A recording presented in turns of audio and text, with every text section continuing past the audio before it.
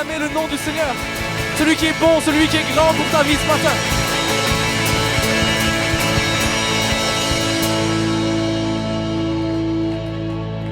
À Jésus soit toute la gloire.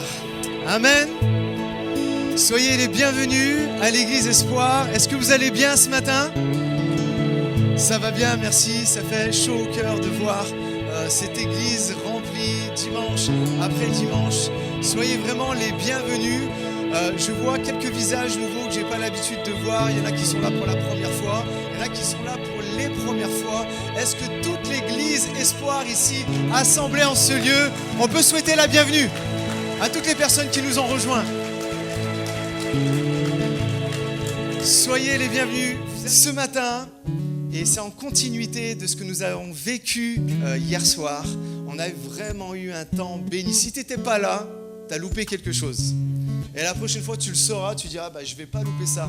On a des invités chers à nos cœurs. Il s'agit de Sarah et de Matt Marvan qui ont pu apporter un concert de louanges avec un temps de partage de Sarah. Et ça a été vraiment bénissant au début. Et c'est ça qui est un peu bizarre, en même temps que je passe une couche là pour moi. Mais ce qui est un peu bizarre, on est dans un nouveau lieu, puis on a tendance un peu à être spectateur. Mais ils ont vraiment reçu un appel, ils sont très forts. Et petit à petit, ils ont su nous amener à chanter fort, et puis ensuite à lever les mains et à adorer Jésus. Et c'est ce que nous voulons faire. Et ce matin, donc nous avons la joie de les avoir. Ils sont le couple pastoral de l'église SOS. C'est une église qui a combien de temps d'existence maintenant ? 3 ans et demi d'existence qui se trouve sur l'ouest lyonnais. Et en 3 ans et demi, ils sont passés d'un petit groupe dans leur salon, je crois que ça a commencé. Et aujourd'hui, c'est pas loin de 300 personnes qui se réunissent tous les dimanches. On veut donner gloire à Dieu pour ça. C'est vraiment une église et un couple pastoral qui nous inspire beaucoup. Merci d'être là, les amis. J'aimerais qu'on leur souhaite la bienvenue et on laisse toute la place à Matt pour le partage de la parole de Dieu.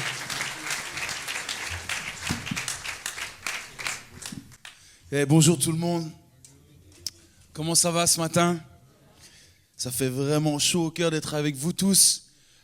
Et en fait, je suis déjà agréablement surpris. Il va falloir faire 2 cultes bientôt ici parce que les places sont de plus en plus limitées déjà. Dieu est en mouvement parmi vous. Amen. Dieu est à l'œuvre. Pas depuis hier, mais depuis des décennies.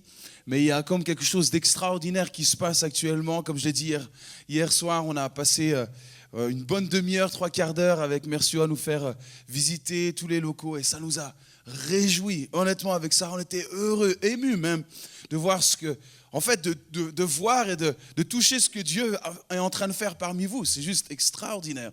Je pense que vous êtes comme Pasteur Mercio et comme nous, peut-être vous avez du mal encore à réaliser ce qui se passe. À réaliser, tout à l'heure, j'étais juste là dans la petite pièce, il y avait le groupe de louanges et il y avait le batteur qui disait mais c'est quand même incroyable. C'est 1000 mètres carrés. Effectivement, vous savez, Dieu n'a pas de limite. Dieu n'a pas de limite. Et ce qu'il a commencé là, mes amis, ça, ce n'est que le début encore d'une nouvelle saison. Il ne faut surtout pas s'arrêter là. Il y a une œuvre, un mouvement que Dieu a commencé d'une nouvelle manière avec vous, parce que c'est avec vous aussi. Et ça, vous auriez pu dire Amen à cela, parce que c'est avec vous que ce mouvement a démarré et c'est surtout avec vous que ça va continuer. C'est avec vous que ça va continuer. Et j'ai vraiment un message simple et en même temps qui est sur mon cœur pour vous, parce que c'est ce témoignage vivant de ce que Dieu est en train de faire ici, vraiment me touche et m'interpelle vraiment. Et encore une fois, pour ceux qui étaient là hier soir, vous avez entendu parler de ça, mais juste avant que j'entame vraiment dans mon message, j'ai juste dit, on a ramené 2 livres avec Sarah, vous pourrez vous les procurer après. Il y a un livre sur la prière extraordinaire, sur comment démarrer ou redémarrer une vie de prière, vraiment une vie consacrée à la prière et surtout une vie de prière efficace. Donc ça s'appelle Nouveau départ. Et puis il y a un 2e livre qui est celui-ci, qui s'appelle Pasteur pour ceux qui ne vont pas à l'église. Alors ça ne s'adresse pas à des pasteurs, ça s'adresse à tout le monde, parce qu'on est tous appelés à être des bergers pour ceux qui ne connaissent pas encore l'évangile. Et pareil, vous pouvez vous les procurer à la fin là-bas. Voilà, j'en ai terminé avec ça. Et j'aimerais juste qu'on se lève juste un moment. Ça vous va? Et j'aimerais que vous puissiez prendre votre Bible. Ah ah! Ah ah! Qui est venu avec sa Bible? Ok. Alors les autres, vous pouvez la prendre sur votre smartphone. Vous avez le droit juste maintenant. Parce que vous allez en avoir besoin maintenant. Ok. Est-ce que tout le monde a sa Bible dans les mains? Vous êtes prêts? Alors j'aimerais que vous puissiez tourner dans Josué chapitre 1. À l'époque, quand moi j'étais petit, moi j'ai grandi dans une famille chrétienne, quand on disait sortez vos Bibles, on entendait... Hein, les anciens, vous vous souvenez de ça? Ce bruit agréable du papier. Alors, est-ce que vous avez Josué chapitre 1? C'est important que vous ayez votre Bible avec vous maintenant là. Je me demande comment certains vont faire. Parce que je vois, il y en a, ils n'ont pas de Bible, ils n'ont pas de smartphone, ils ont dit, mais mince, j'aurais dû prendre ma Bible. Parce que vous allez faire quelque chose d'extraordinaire, vous allez prophétiser sur la personne qui est à côté de vous. Oh là là là là, comment on va faire ça? Vous allez proclamer la parole de Dieu sur la personne qui est à côté de vous. Josué chapitre 1, vous êtes prêts? Au verset 5. Josué chapitre 1, verset 5. Et j'aimerais que vous puissiez vous tourner maintenant vers quelqu'un et que vous lisiez à cette personne comme une déclaration puissante de la part de Dieu.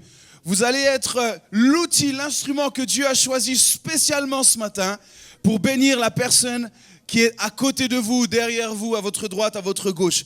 Et j'aimerais que vous puissiez la regarder droit dans les yeux et vous puissiez lire du verset 5 au verset 9. C'est parti, on se donne 1 minute pour faire cela. Allez, c'est parti.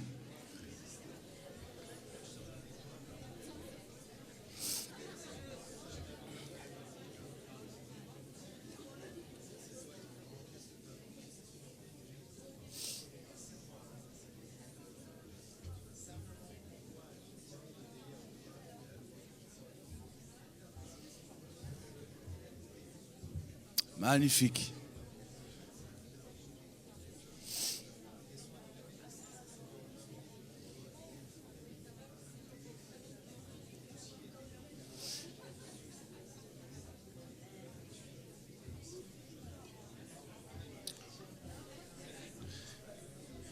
Et quand vous avez terminé, vous dites un grand Amen. Une fois que vous avez terminé, comme ça on sait où vous en êtes à peu près. Amen, amen. Il y a des Amen qui se font attendre un petit peu à droite, à gauche. Amen. Ok, et même quand vous avez terminé, vous pouvez vous asseoir. Waouh. Magnifique. Est-ce que c'est pas bon de pouvoir déclarer les promesses de Dieu, les promesses que Dieu a pour chacun et chacune ici? Amen, c'est juste extraordinaire. Et ce que j'ai simplement proposé de faire, vous pouvez le faire à n'importe quel moment. À n'importe quelle heure de la nuit, du jour, vous pouvez proclamer la parole de Dieu, proclamer ses promesses. Parce que si vous ne les proclamez pas, j'ai des doutes sur le fait que vous allez les vivre un jour. Il faut les proclamer, il faut les déclarer sur notre vie. Et c'est bon de pouvoir le faire aussi ici ce matin à l'église. Effectivement, vous avez lu ce texte de Josué, mais c'est un moment particulier pour Josué. Vous savez ce qui se passe? C'est que là, il a cheminé pendant des années avec un homme qui s'appelle Moïse. Vous connaissez tous l'histoire, dans les grandes lignes, l'histoire de Moïse. Surtout le moment où il va sortir le peuple d'Égypte après 430 ans de captivité. Ce peuple va sortir. Moïse, l'homme que Dieu a choisi pour sortir ce peuple de l'esclavage. Et le petit Josué a vu ce Moïse. Il a suivi Moïse aussi. Il a vu comment Dieu faisait des miracles, des prodiges par les mains de Moïse, par la bouche de Moïse. Il a vu quand Moïse a levé ses mains, a levé ce bâton et quand la mer rouge s'est ouverte. Il a vu ça, il a fait waouh, ça c'est incroyable. Il a vu quand Moïse a frappé le rocher et l'eau est sortie du rocher. Il a vu quand Moïse a dit Seigneur, ils ont faim, donne-leur à manger. Il a vu les cailles tomber du ciel. Il a vu la manne tomber du ciel. Il a vu tout ça, Josué. Et puis ce qui devait arriver arriva.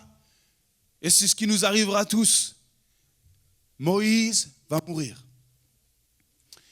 Son temps sur terre était terminé. Et Moïse va partir dans la gloire. Et là, la bonne nouvelle, les amis, c'est que tant qu'il y aura des hommes et des femmes, l'œuvre de Dieu continuera. Amen. Et c'est pour ça que vous êtes là aujourd'hui. C'est parce que l'œuvre de Dieu est en mouvement. C'est pour ça que vous êtes ici, vivant dans ce temps présent, dans cette ère si spéciale que nous vivons en ce moment. Ce moment particulier de notre histoire.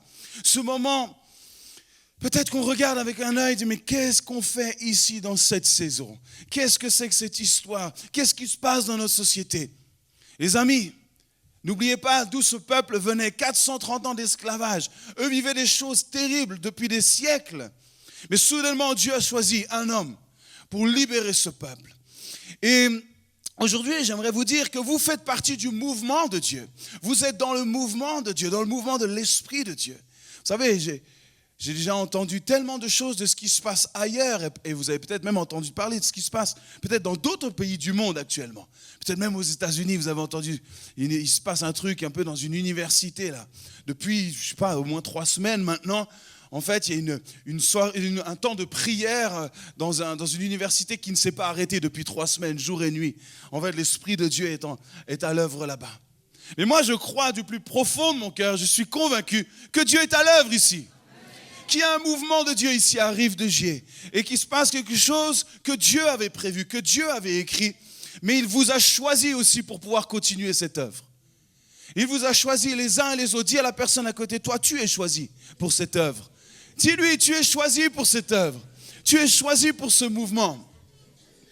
Tu es choisi pour faire partie de ce mouvement. Et le petit Josué était là et il a vu. Il a vu Moïse faire. Il s'est dit, waouh, incroyable. Mais les amis, il y a un temps pour voir et ensuite il y a un temps pour croire. Croire que le Dieu de Moïse, c'est notre Dieu. Josué a dû se dire, mais ce n'est pas simplement le Dieu de Moïse, mais c'est mon Dieu maintenant. Et ensuite, pas simplement le temps de croire uniquement, ce qui est déjà extraordinaire, mais le temps d'agir. Il y a un temps pour voir, il y a un temps pour croire et il y a un temps pour agir. Et là, on est dans les prémices où Josué a commencé à entrer dans cette saison de sa vie où il va devoir agir avec Dieu, pour Dieu, au nom de Dieu. Et quand on est sur le point de se mettre en action, sur le point de se lancer dans ce mouvement, dans cette œuvre que Dieu fait, c'est toujours accompagné d'une promesse. La parole de Dieu devient chère à notre cœur parce que c'est cette parole qui va nous permettre de tenir bon, de garder force et courage. Vous avez noté 3 fois, Dieu va dire à Josué, sois fort et courageux. Sois fort et courageux. Et j'aimerais te le dire ce matin, sois forte et courageuse. Sois fort et courageux. Ce n'est pas un homme qui t'appelle, c'est Dieu lui-même qui t'appelle à entrer dans son mouvement. Et il te dit, sois fort et courageux. Ça veut dire quoi? Ça veut dire que ça ne sera pas facile. Sinon, il ne nous demanderait pas d'être fort et courageux, et forte et courageuse. Et Dieu n'a pas dit, tout est facile à celui qui croit. Il a dit, tout est possible. Et il a dit la même chose à Josué. Sois fort et courageux. J'ai été avec Moïse, je serai avec toi. Je serai ce Dieu du miracle et du prodige. Je serai avec toi. Et d'ailleurs, la chose qu'il va demander à Josué, c'est d'aller traverser le Jourdain juste après. Dieu est en mouvement et je le crois parmi vous. Dieu est à l'œuvre dans notre pays. Et c'est tellement un privilège de faire partie de ce mouvement de Dieu. Vous savez, vous avez 2 choix quand Dieu est à l'œuvre. Soit vous êtes dans le mouvement, soit vous devenez un monument.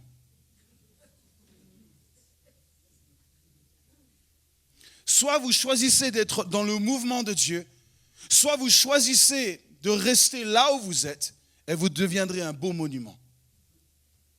Mais le problème d'un monument, c'est que ça gêne le passage. Ça ne bouge pas, c'est statique. C'est comme ce pilier, il est magnifique, mais vous ne pourrez jamais l'enlever. Si vous essayez de l'enlever, il va se passer des choses dramatiques ici. Il y a des gens, malheureusement, quand l'œuvre de Dieu se passe, ils choisissent de rester dans leur position, dire « ça a été comme ça, c'est toujours été comme ça, je resterai comme ça. Je ne bougerai pas. » Puis d'ailleurs, il y a 20 ans, on faisait comme ça, alors pourquoi on veut changer? Parce que Dieu est à l'œuvre. Dieu est en mouvement. Dieu nous challenge. Dieu nous emmène plus loin que ce qui a été accompli hier. Et c'est ça qui est extraordinaire. Il y a un temps pour voir, il y a un temps pour croire, et il y a un temps pour agir. Et pour l'amour du ciel, ne sois pas un beau monument, mais facilite l'œuvre de Dieu en entrant dans le mouvement, en dynamisant l'œuvre de Dieu, en étant de ceux qui facilitent l'œuvre de Dieu. Et le mouvement de Dieu ici arrive de Dieu. Et je crois même que ça va rayonner beaucoup plus loin. Dieu est sans limite. Dieu n'a pas de limite. Sois celui qui croit que Dieu n'a pas de limite, qu'il est le Dieu qui change l'impossible en possible. Il faut que tu sois animé de cela. Et surtout que tu crois qu'il t'a choisi pour cela. Pas simplement qu'il a choisi Mercio, son épouse, Jérémie et les autres, et Dédé et tout ça. C'est Dédé qui s'appelle. Ouais, c'est ça. Tellement gentil Dédé. Tellement gentil. C'est pas vrai, il n'est pas gentil Dédé. C'est incroyable. Enfin moi je le connais depuis que d'hier. Donc en tout cas depuis hier il est gentil avec moi. Merci Dédé. Mais Dieu veut t'utiliser toi. Toi, oui, qui es là. Parce que tant qu'il y aura des hommes et des femmes, Dieu sera à l'œuvre. Et il y a peut-être des choses extraordinaires qui se sont passées dans l'histoire de cette église. Mais aujourd'hui, c'est un jour nouveau. Et il faut croire que Dieu n'a pas de limite et qu'il y a quelque chose encore de plus grand qui arrive. J'aimerais vous challenger dès maintenant à croire qu'il y a encore beaucoup plus grand pour vous. À voir beaucoup plus large encore. Pour ça, je vois cette salle, elle est déjà pleine. Mais parfois, on est tellement habitué à faire les choses d'une certaine manière. J'aimerais vous dire que Dieu, parfois quand il œuvre, il nous emmène à changer aussi la manière dont nous faisons les choses. Pas le fond, mais la manière. Pourquoi ? Pour dépendre de lui, pour apprendre à l'écouter. Regardez, Jésus n'a jamais fait un miracle de la même manière. Parfois, il a craché, il a fait de la boue, parfois, il a juste parlé, parfois, il a juste touché. Jésus n'a jamais fait un miracle de la même manière. Regardez, lisez les évangiles. Jamais de la même manière. Pourquoi ? Parce qu'il est en mouvement. Et quand il est en mouvement, il se passe ce qu'il ne s'est jamais encore passé. Et je crois que ce qui est en train de se passer ici, ça ne s'est jamais passé ici à la rive de Gier. Et l'œuvre que Dieu fait est extraordinaire. Et j'aimerais juste vous encourager ce matin à le croire, que vous faites partie de cette œuvre. Vous êtes appelés à faire partie de ce mouvement, à vivre ce mouvement pleinement, pas simplement à vous laisser porter par les autres, mais vous, entrez dans ce mouvement avec foi. C'est le Dieu de Moïse, c'est le Dieu de Josué, d'Abraham, d'Isaac et de Jacob. Et c'est mon Dieu. Et je veux faire partie de cette nouvelle œuvre ici. C'est mon premier point ce matin. Ne doutez jamais que vous avez été choisi pour faire partie du mouvement de Dieu. Ne doutez jamais de cela. Avec Sarah, mon épouse qui est là, nous avons 3 enfants.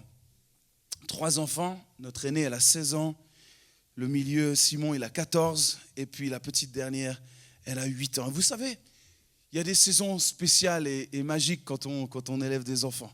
Et une des saisons particulières, c'est quand notre enfant il commence à se mettre sur ses jambes et qu'il commence à vouloir marcher. C'est juste magnifique. Surtout là, notre aîné, c'était tout nouveau pour nous. Et puis vous savez, la première fois que l'enfant se met sur ses jambes, c'est pas vraiment stable. Vous avez déjà vu ça. Il y a les jambes, elles tremblent un petit peu comme ça. Là, et nous, on est là, on dit waouh, ça y est, elle va se lancer. Ça y est, c'est parti. Et puis, elle fait un pas, elle essaye un pas, en général un autre, et puis hop, elle tombe. Ça vous rappelle des choses, ça, des souvenirs? On est là, et nous, dans notre époque, maintenant, on est là, on filme tout ça, on prend les photos, on envoie sur WhatsApp, tout le monde s'en fout, mais c'est pas grave, on est là. Mais nous, on est tellement heureux en tant que parents, on dit, ça y est, notre enfant, ça y est, il est en train de faire ses premiers pas, c'est magique, c'est waouh. Et en même temps, mais c'est normal. C'est normal. On n'a jamais vu un de nos enfants, malgré le fait que notre enfant, quand il commence à marcher, il tombe 1 fois, 2 fois, 5 fois, 10 fois par jour. Parfois, se tape la tête sur un coin de table ou quelque chose. Et on est là, on a mal pour lui, on essaye de... Moi, ça a toujours été ma hantise, d'imaginer le pire. Je voyais un angle, je dis hop. Et on essaye de... Mais on sait. Mais on n'a jamais vu un de nos enfants être là, à genoux, par exemple, après avoir chuter et puis dire, écoutez, papa, maman, venez. Vous savez quoi? Je crois que moi, Jade, ma vie, je vais la passer à 4 pattes. Parce qu'en fait, j'en ai marre de tomber. J'en ai marre de me faire mal. J'en ai marre. Et je crois que c'est bien mieux comme ça. C'est plus sécurisant. Mais non, aucun des trois. Il a beau être tombé, s'être fait mal, s'être heurté, pleurer. Mais ce qui se passe exactement, chère madame, il recommence, il se relève. Pourquoi? Parce qu'en lui, personne ne lui a dit. Mais il sait, il le sait. Pourquoi? Parce qu'il voit les autres aussi qui sont debout. Et il sait qu'il doit se lever et qu'il est appelé à marcher. C'est inscrit en lui, c'est écrit sur sa vie, c'est dans son ADN. C'est là, il doit se lever. Mes amis, c'est la même chose pour nous. Quand tu as choisi de faire partie du mouvement de Dieu, peut-être tu vas prendre des coups, peut-être tu vas tomber, peut-être tu vas pleurer. Mais en toi, il y aura toujours cette puissance du Saint-Esprit qui te fera revenir sur tes pieds et continuer ta marche. Et peut-être tu es dans une saison où tu es fatigué, peut-être tu es esquinté, peut-être tu saignes une partie de ton cœur ou ton corps même qui saigne. Le Seigneur te dit, lève-toi, je suis avec toi. Ne doute pas que tu as été appelé à faire partie de mon œuvre. Allez debout, mon fils, debout, ma fille. Prends courage, prends courage.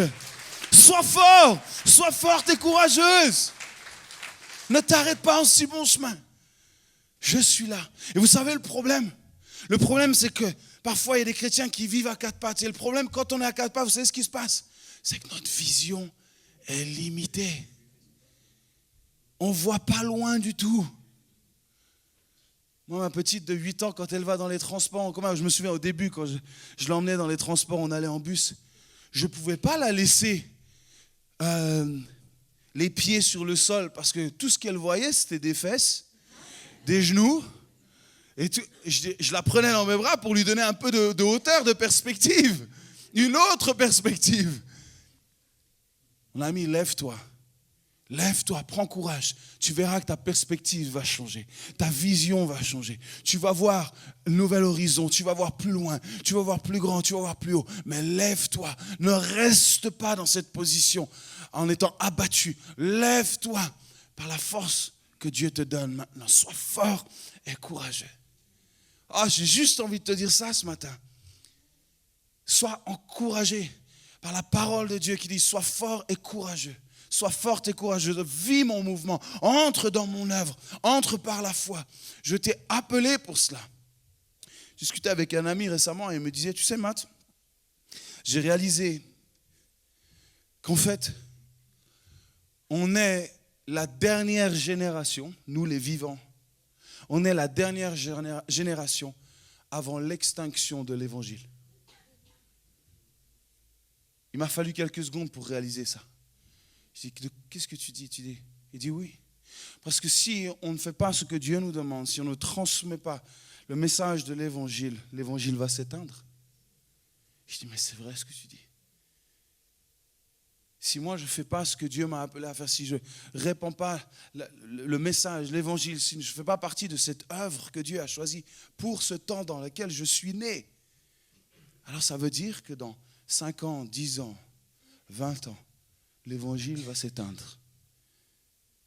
Moi, je veux faire partie de ce mouvement pour que l'évangile se propage, pas qu'il s'éteigne, mais qu'il se propage, qu'il se multiplie. Et c'est ce qui est exactement en train de se passer ici à Rive-de-Gier. L'évangile avance, progresse, prospère. Le royaume de Dieu évolue. Il est forcé. Vous savez, quand il dit le royaume de Dieu est forcé, ce sont les violents qui s'en emparent dans Matthieu 11. C'est pas qu'il est forcé par la violence. En fait, c'est dire que le royaume de Dieu, en fait, il est animé avec force. Il est animé avec puissance. Il est animé avec la puissance du Saint-Esprit. Et ceux qui s'en emparent, c'est ceux qui réalisent cela, qui disent, mais moi, je veux faire partie de cela.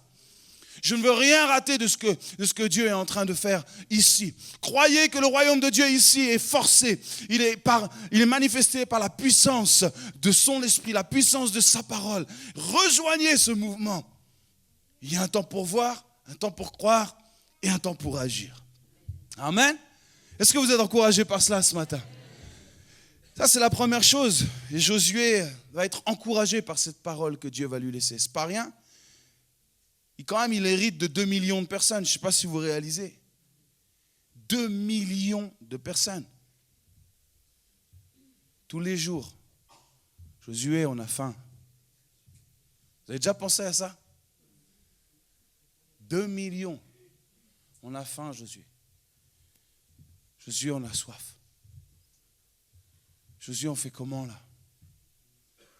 C'est pas pour rien d'ailleurs que Moïse nous a dit que ça a été l'homme le plus patient que la terre ait jamais porté.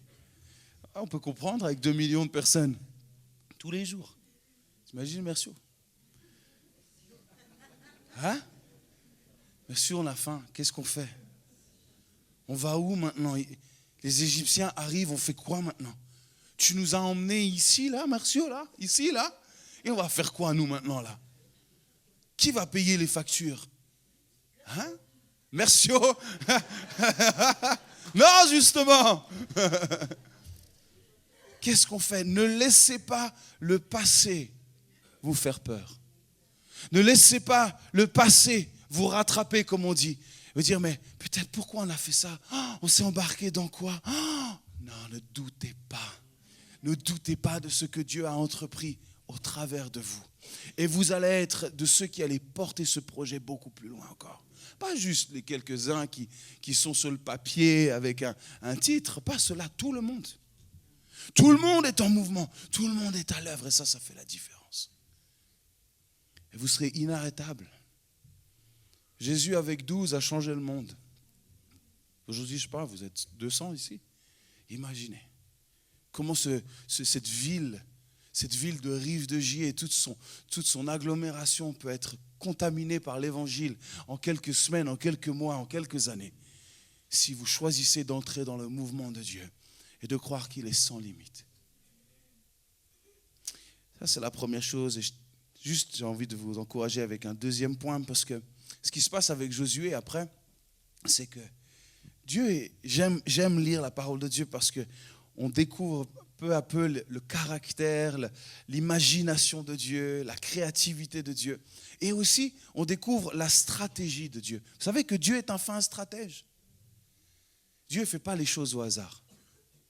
Tout est prévu, écrit, pensé, réfléchi, imaginé. C'est pour ça que vous êtes nés d'ailleurs. Vous savez que vous êtes exactement comme mon Dieu a voulu que vous soyez? Exactement. C'est exactement comme ça qu'il vous avait imaginé. C'est pour ça que quand on rencontre Dieu aussi, petite parenthèse, on apprend à s'accepter soi-même. On dit, waouh, merci, parce que je suis une créature merveilleuse. Tu m'as choisi exactement comme ça, et je loue ton nom. Dieu est un fin stratège.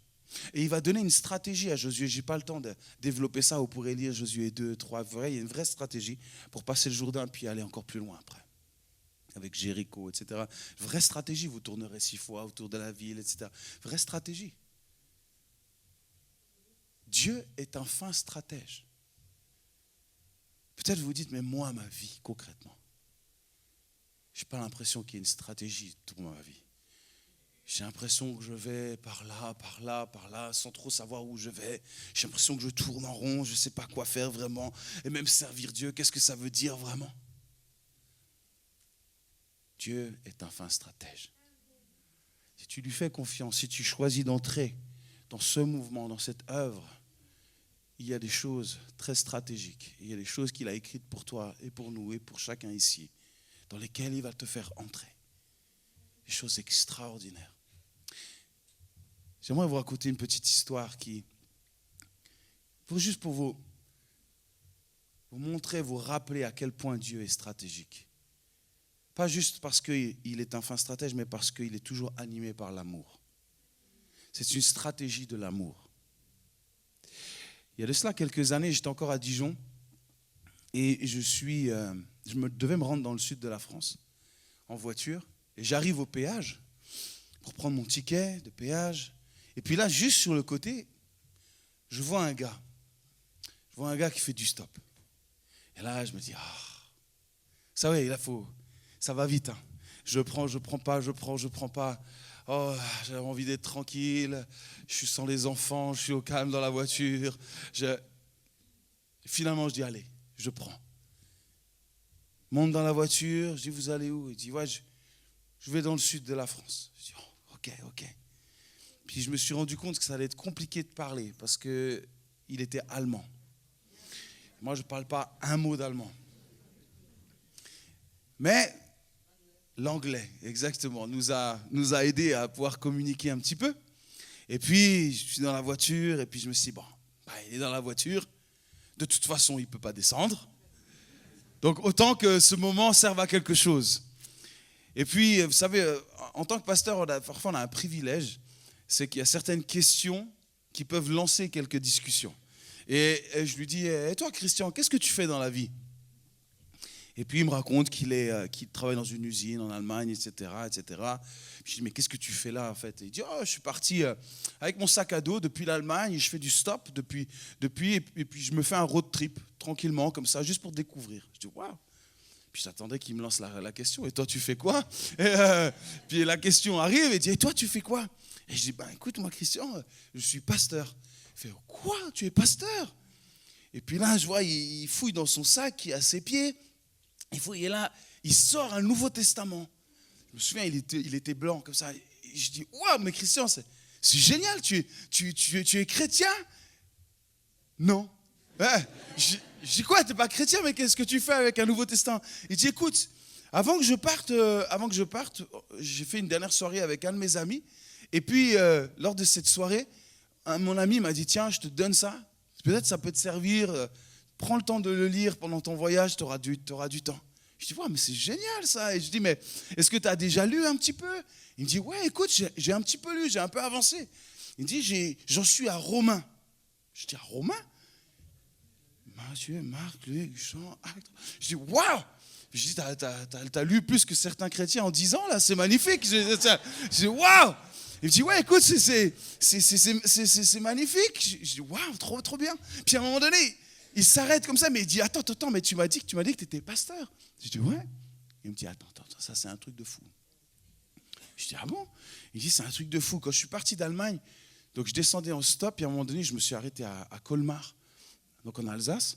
Et à Colmar, là, il y a un gars qui m'a pris aussi en stop, et il était pasteur aussi. Mais là, je commençais à me dire, c'est quoi cette histoire aussi là? Et il me dit, oui, il y a un gars, il m'a pris en stop et il m'a dit des choses, tout ça, par rapport à la foi. Et je dis, ah bon? Et je dis, mais comment il s'appelait ce pasteur? T'as un nom? Il me dit, écoute, je me souviens plus du nom de famille, mais je me souviens que son prénom, c'était Samuel. J'ai fait, Samuel?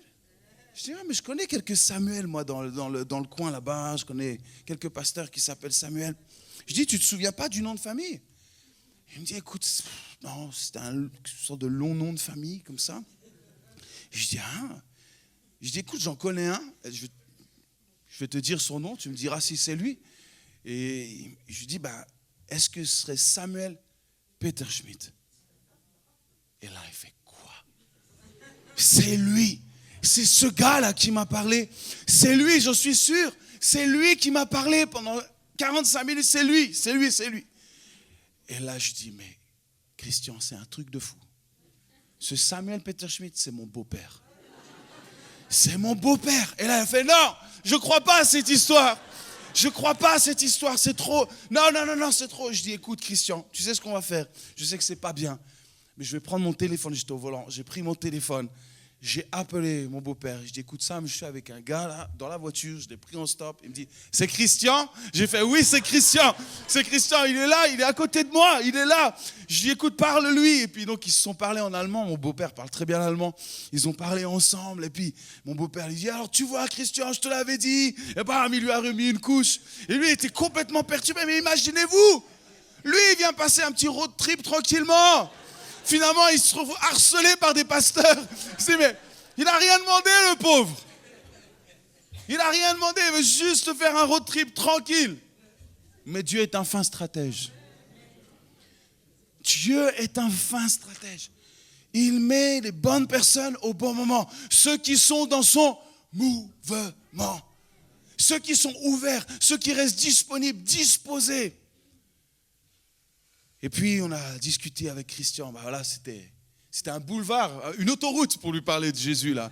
Et on a parlé ensemble et puis je l'ai laissé un peu plus bas que Valence là et on s'est salué chaleureusement. Je l'ai vraiment encouragé. Je dis continue Christian, j'en suis persuadé, Dieu te cherche. C'est évident. Et il était là oui je crois aussi. Et on a prié encore ensemble sur l'aire d'autoroute et puis je l'ai laissé. Et puis, quelques jours après, j'étais de retour à Dijon, mon beau-père m'appelle. Il dit, Matt, ça va? Je dis, ouais, ça va. Et je suis avec quelqu'un. Je dis, ah ouais? Il dit, je te le passe.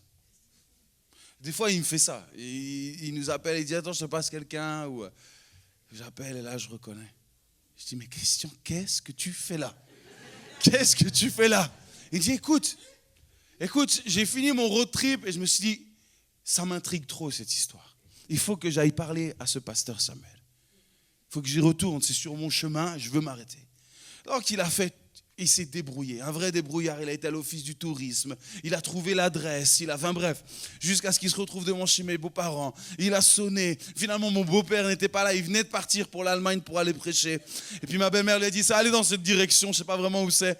Et notre cher Christian, il a fait du stop et il s'est retrouvé le soir où mon beau-père prêchait, dans cet endroit, c'était vraiment une petite ville, un petit endroit, il s'est retrouvé là. Et mon beau-père annonçait le message de l'évangile ce soir-là. Et ce soir-là, les amis, Christian a donné sa vie à Jésus. Ce soir-là, il a dit oui à Jésus. Est-ce qu'on peut acclamer le Seigneur pour ça? Il est un fin stratège. Une stratégie d'amour. Parce que ce qui compte le plus pour lui, c'est des âmes. C'est des personnes comme vous et moi qui ne sont pas encore dans ce mouvement extraordinaire, qui n'ont pas encore été connectés à cet amour de Dieu, à cet amour qui change, qui transforme, qui libère, qui donne la paix, la joie, l'assurance que Dieu est toujours là et que tout est possible. Amen. Et vous voulez la suite de l'histoire? Le lendemain, mon beau-père, tellement enthousiasmé par cette histoire, il avait une deuxième soirée et il commence son message par raconter cette histoire. Et il est là, il raconte l'histoire. Et puis, tout au début de l'histoire, il y a un gars comme ça qui s'agite. Il dit, hey, monsieur. Plein message. Il dit, oh, peut-être il y a une urgence, il y a quelque chose. Et il dit, oui, monsieur, qu'est-ce qui se passe? Il dit, mais monsieur, je suis l'ami qui lui a donné le Nouveau Testament. C'est moi qui lui ai donné le Nouveau Testament. Un fin stratège. Dieu avait mis en mouvement 3 personnes à 3 endroits différents dans des pays et des régions différentes, juste pour une personne. Juste pour une personne. Stratégie d'amour. Ça, c'est le cœur de notre Dieu.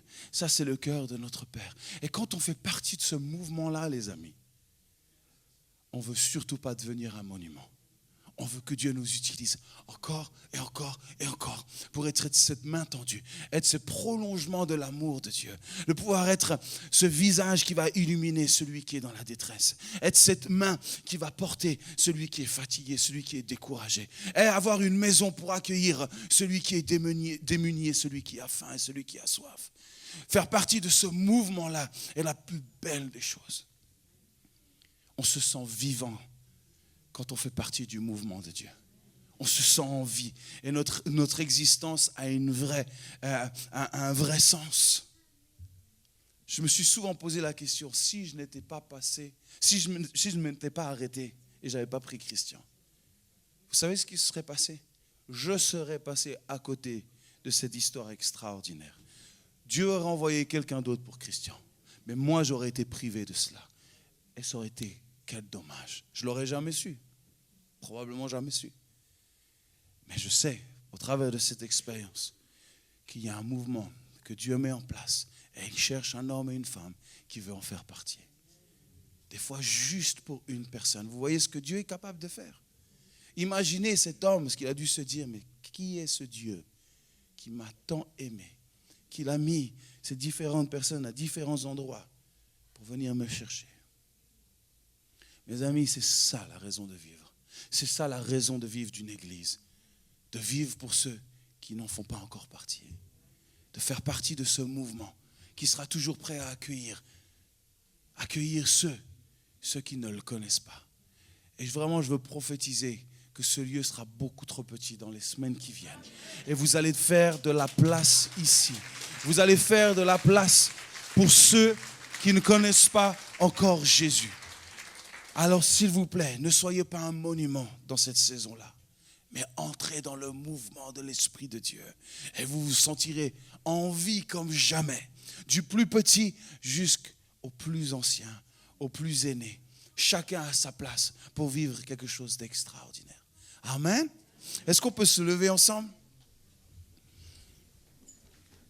Est-ce qu'on peut se lever ensemble? Si l'équipe de louange peut venir. Et j'aimerais qu'on puisse, juste pendant quelques instants, Jérémie va juste, avec l'équipe, chanter ce refrain. Oui, je te célèbre. Et je me prosterne. On va juste chanter ça, regarder à Jésus. Et réaliser, et j'aimerais qu'on se souvienne, nous tous ici qui sommes sauvés, comment Jésus est venu nous chercher. Souvenez-vous de la stratégie qu'il a mis en place, les personnes qu'il a disposées à votre droite, à votre gauche, devant vous, derrière vous, pour qu'aujourd'hui vous puissiez être là. Vous savez que vous n'êtes pas là juste parce que vous l'avez voulu, c'est parce que d'autres vous ont porté dans la prière. Vous n'êtes pas là parce que uniquement vous l'avez voulu, mais d'autres vous ont porté, peut-être même dans le secret. Et aujourd'hui, vous êtes là parce que des personnes ont fait partie du mouvement de Dieu à leur saison pour engendrer qui vous êtes aujourd'hui. Mais maintenant, c'est à notre tour de le faire. Mais j'aimerais juste qu'on se souvienne de ce que Jésus a fait, ce que Dieu a mis en place pour que nous puissions l'accepter et qu'on puisse lui dire, oui, je te célèbre. Chantons ensemble.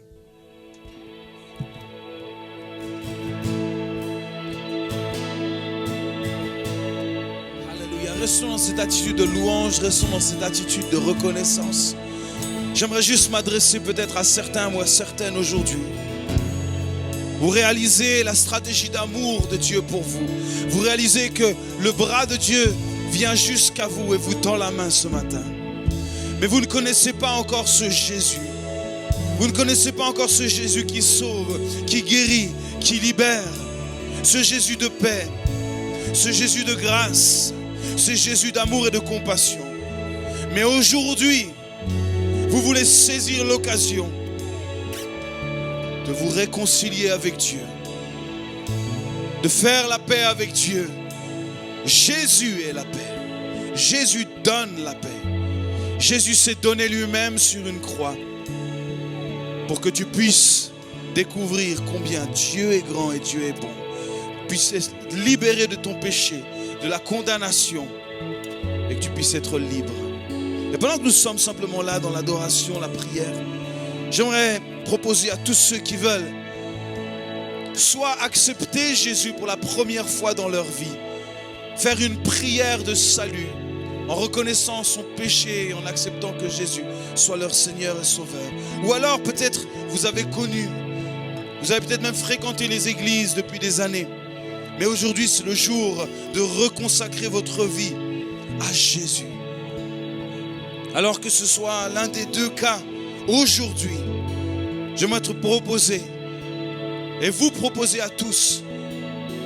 Vous savez qu'aujourd'hui c'est le jour du salut pour vous, de saisir cette occasion. Et là où vous êtes à votre place, vous demanderez maintenant simplement de faire un signe simple. Pas pour moi. Bien sûr que Dieu lit dans votre cœur ce qui se passe, mais il a besoin aussi d'une expression, un engagement de votre part, un signe de votre part. Comme un acte de foi. C'est vraiment ce que vous croyez aujourd'hui, que Jésus est mort pour vous et qu'il veut vous donner la vie. Si c'est votre choix ce matin, si c'est votre désir ce matin, là à votre place, je vous demande maintenant rapidement de lever une de vos mains bien hautes comme ça, comme un signe. Magnifique, magnifique, waouh. Waouh, toutes ces mains qui se lèvent. Est-ce qu'il y en a d'autres encore? Waouh. Magnifique, merci Jésus, magnifique pour toutes ces mains. Gardez votre main levée. Gardez votre main levée. Dans quelques instants, on va prier tous ensemble. Gardez votre main levée. Est-ce qu'il y en a d'autres qui veulent saisir maintenant cette occasion de donner leur vie à Jésus pour la première fois ou de reconsacrer leur vie à Jésus? C'est le moment, c'est un moment de grâce, c'est un moment de faveur. Et Dieu a mis les choses en place pour toi aujourd'hui. Sa stratégie pour toi ce matin, pour que tu puisses venir à lui et découvrir. Garde ta main levée, dans quelques instants, on va prier. Est-ce qu'il y en a encore d'autres? C'est le moment maintenant. Lève ta main, prends cette décision maintenant. Alléluia. Merci. Vous qui avez votre main levée, et je vais demander à toute l'église de vous accompagner. On va faire une prière ensemble. Et j'aimerais que simplement vous puissiez répéter après moi cette prière simple, cette prière du salut. Et j'aimerais que vous puissiez le déclarer avec foi et avec conviction. Et je crois qu'au moment où vous allez faire cette prière, le Seigneur va agir. Vous allez être changé, transformé, libéré par la puissance du nom de Jésus. Répétez après moi et toute l'église, s'il vous plaît, accompagnons nos bien-aimés, nos frères et sœurs qui ont besoin d'être encouragés. Dites, Seigneur Jésus. Ah, vous pouvez le dire avec beaucoup plus de conviction que cela. Seigneur Jésus, aujourd'hui, c'est le jour de mon salut. Mes péchés sont pardonnés. Une nouvelle vie commence. Avec toi, je te donne ma vie. Sers-toi de moi. Je suis pour toi. Amen. Est-ce qu'on peut acclamer le Seigneur encore ce matin? Oh, merci Jésus. Merci pour ta grâce, Seigneur Jésus, et ta faveur. Merci pour ta grâce et ta faveur, Seigneur Jésus. Je sais que l'heure avance, mais j'ai vraiment à cœur encore juste un instant. On va faire ça rapidement, mais j'ai envie vraiment de vous proposer à chacun et à chacune. D'ailleurs, vous qui avez fait cette prière aujourd'hui, je pense qu'il y a des gens de l'accueil ou des gens qui sont là. Allez voir quelqu'un, dire voilà, j'ai répondu au salut aujourd'hui. J'aimerais juste vraiment encore savoir comment je peux aller de l'avant, quelle est la marche à suivre. Ne restez pas seul. Partagez cette décision que vous avez prise avec quelqu'un aujourd'hui pour aller un peu plus loin encore après, ok? Mais j'aimerais maintenant m'adresser à chacun et à chacune, peut-être même les plus anciens de cette communauté. Quoique des fois, il y a aussi des jeunes qui ont un esprit et une mentalité de monument aussi. Ce n'est pas toujours lié à l'âge, vous savez. Mais je crois qu'aujourd'hui, Dieu cherche encore et encore des hommes et des femmes qui veulent entrer dans son œuvre. Entrer dans son œuvre, l'œuvre du Saint-Esprit ici à Rive-de-Gier. Et j'aimerais vous proposer, pendant qu'on va louer le Seigneur, Jérémie va continuer à louer le Seigneur tranquillement. Pendant qu'on va chanter, adorer le Seigneur, je vais vous demander quelque chose d'ultra simple, mais aussi de concret pour dire Seigneur, moi je veux entrer dans ton mouvement. Et j'aimerais simplement vous proposer, pendant qu'on va louer, simplement ici, pendant que vous adorez le Seigneur, venez en l'adorant et vous venez ici, vous mettre ici, simplement debout, en marquant, dit Seigneur, je veux faire partie de ton œuvre et de ton mouvement. Simplement pour marquer ce jour en disant, j'ai pris la décision de faire partie de l'œuvre du Seigneur et du mouvement de Dieu ici à Rive-de-Gier et jusqu'aux extrémités de la terre, là où Dieu m'enverra. Amen. Pendant qu'on va louer tous ceux qui veulent faire partie de ce mouvement-là, et je demanderai au pasteur Mercieux de venir prier aussi. Prier pour tous ceux qui, vraiment, ce matin, prendront la décision de dire, moi, je veux faire partie de cette œuvre, partie de ce mouvement. Je suis prêt à être challengé, je suis prêt à être défié. Je veux être fort et courageux, forte et courageuse pour poursuivre l'œuvre du Seigneur. Amen. Alors, Jérémie, continue à louer le Seigneur et tous ceux qui le veulent. Approchez-vous maintenant, venez ici devant et on va prier une prière ensemble. Alléluia. Ne tardez pas, l'heure tourne. Vraiment, prenez cette décision maintenant de venir. Venez, mettez-vous là. Rapprochez au plus près de l'estrade là. Jamais le prix Alléluia. de tout ce que tu as subi. Alléluia, approchez-vous. Tous ceux, toutes celles qui veulent faire partie du mouvement que le Seigneur a initié ici. Approchez-vous. Alléluia. Oh Seigneur, merci. Merci pour ton œuvre encore, Seigneur, ce matin. Merci pour ton Saint-Esprit qui agit. Merci parce que tu appelles encore des hommes et des femmes. La moisson est grande, mais où sont les ouvriers? Ce matin, tes ouvriers sont là, Seigneur Jésus. Tes ouvriers, tes ouvrières sont là, Seigneur, ce matin. Prêts à te servir, prêts à t'obéir, Seigneur Jésus. Merci pour ton œuvre. Merci pour le mouvement de ta grâce. Merci pour le mouvement de ton esprit. Merci, Seigneur, pour ta faveur. Merci, Seigneur, encore pour cette œuvre extraordinaire que tu poursuis encore ici. Seigneur, merci. Merci pour ta présence, Seigneur Jésus. Oh, merci. Merci Seigneur. Alléluia, merci. Merci Seigneur pour ces instants. Est-ce qu'on peut donner la gloire à Dieu pour toutes les décisions qui ont été prises de le suivre et d'aller plus loin avec lui? Et j'aimerais vraiment qu'on remercie aussi très chaleureusement Sarah et Matt. Vous savez que vous êtes nos premiers invités. Allez l'église ensemble, on les remercie.